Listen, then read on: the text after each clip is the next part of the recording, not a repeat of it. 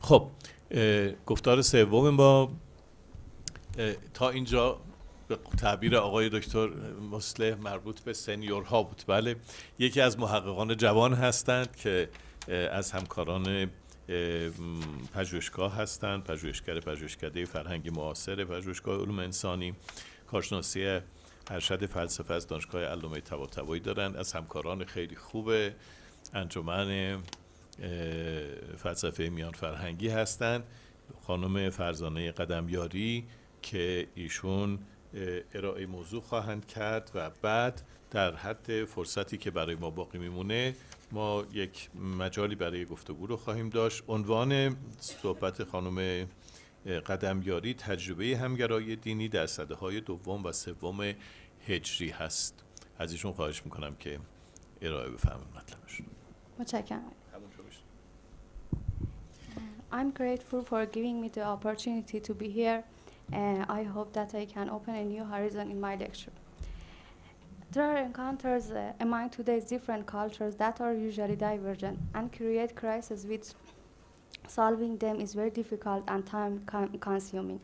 So my question is whether these divergences can be converted into convergence. Referring to the history seems to be a way to get the answer by finding out if it is possible to find the periods that different religions and cultures interacted and there was a convergence between them. In Islamic world, the first tendencies toward learning sciences were in the Umayyads and during the time of Muawiyah, who turned to reading various books to motive behind which was to find ways to overcome enemies. After Muawiyah, Khalid was interested in alchemy and the first translation from Greek and Coptic texts into Arabic were made in his time. Thus the grounds for the emergence of the Islamic Golden Age was provided in the 2nd and 3rd centuries AH. The concern for sciences was brought into serious attention in the Abbasid era. However, astronomical and astrological texts were the center of attention during that time. Astrology and its relation to mathematics provided the ground for the translation of some mathematical texts. Mansur, the second Abbasid caliph, suffered from a digestive disease which could not be cured by the limited domestic therapies. Therefore, the treatment of more skilled doctors was required, and following that, medical texts were translated from other languages. Also, the doctors in the court were interested in Greek philosophy and logic and sometimes translated such works. However, what turned the study, learning, and translation of such texts from entertainment into necessity was nothing but the change in social situations.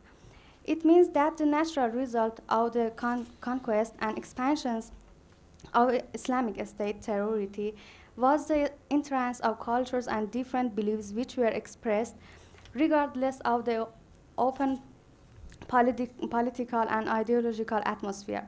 This incited occurred during Abbasid era. After Muslims' conquest of non-Muslim countries and their encounter with each other, the difference of opinions increased and Muslims increasingly felt the need for kalam and equipped kalam with logic in order to strengthen the power to defend Islamic beliefs. The concern for justifying and proving beliefs increased by the emergence of belief differences between different Muslim sects and the followers of the other religions. The height of Muslim lands expansion and therefore their acquaintance with other cultures was during the 2nd and 3rd centuries AH. These 2 centuries are among the most brilliant and brightest days of Islamic history and civilization. Great artists, scientists, experts, authors, philosophers, and doctors appeared in these centuries. Also, agricultural, industry, and commerce prospered in many Muslim states, and from the shores of China Sea to the gates of Byzantium were the arena of Muslim merchants. During these centuries, there was also a library in every chief mosque of the Muslim city, and scholars usually endowed their books to these mosques. In the 2nd century, the Abbasid caliphs have once again brought peace and tranquility to all the internal and external borders. The active and exhaustive presence of Iranian qualified advisors and resourceful consultants a full treasury, peace, and tranquility deriving from the concentration of power and security, which is prerequisite for doing cultural and scientific issues. The presence of gifted and a resourceful Barmakids had created one of the brightest historical periods, in so much that people called this era the bright period because of the prosperity and public welfare. But what influenced the persistence of this period and encouragement of researchers and translators to constantly practice and work was undoubtedly the generosity of the Caliph in giving expensive gifts to translators and researchers. By translating many intellectual and philosophical works of countries conquered by Muslims, especially Iran and Rome, the dissemination of opinions and theologies, conflicts, and discussions between sects thrived, and this prompted the Caliph to invite researchers from the corners of the world and encourage them to write various books.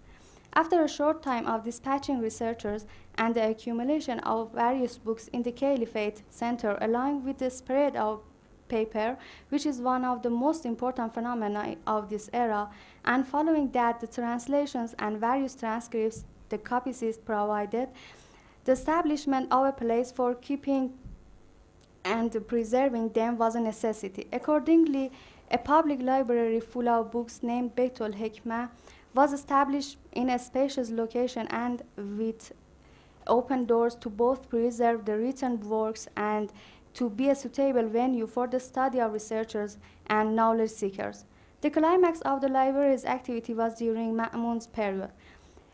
Apart from a library, Beitul Hikmah had an observatory and a center for discussion and debate, teaching, translation, and book transcriptions, and many of the scientists, translators, scribes, and bookbinders worked there.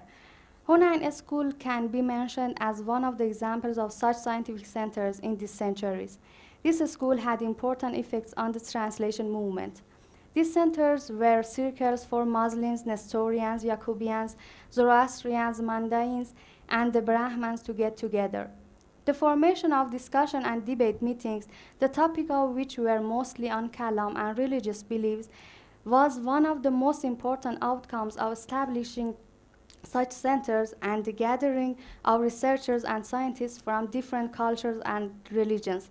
The formation of such meetings was a result of the religious policy of Abbasid caliphs. Following this, intellectuals of other religions came from different countries to the court of Islamic caliphate, and this led to a great scientific transformation in Islamic society.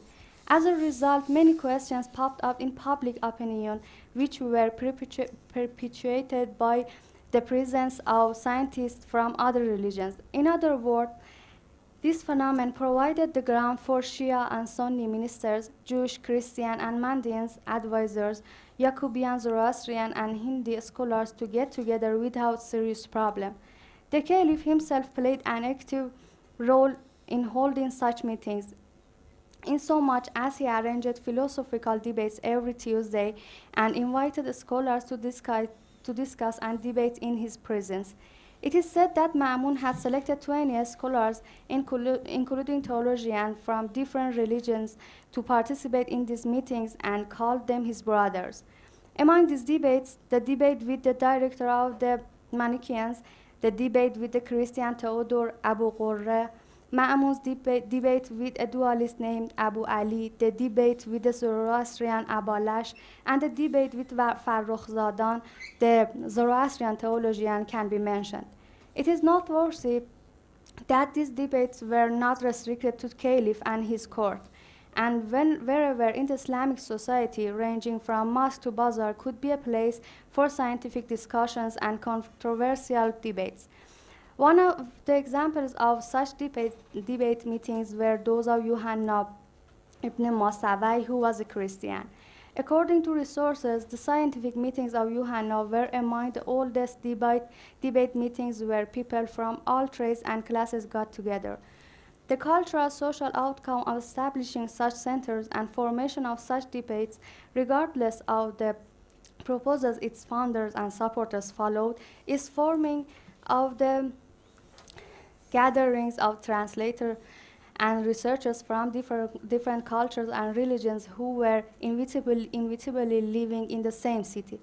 There is no precise information regarding the social conditions of people's life during that period. However, what we definitely know is that there is no historical record of significant conflicts between sects or religions in that time.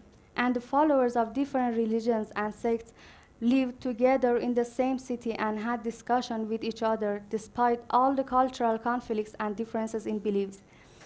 Now we can think about this question, that is it possible to consider the peaceful cultural conditions of the society at that period as influenced by the behavior of researchers and schools and scientific centers? Can we claim that the peaceful coexistence of researchers with different beliefs, religions, and views in the same city and school had influence on decreasing the conflicts between people with different sects in the society? If it is so, then can we consider the same role for researchers in religion in our era, in which religious fundamentalism on the one hand and excess in faithlessness on the other hand harasses our moral and peaceful life? Can the dialogue of researchers with different beliefs influence social behavior in society and the decrease of religious violence? If it is so, how can the review of historical experience help today's religious scholars? Thank you for your attention.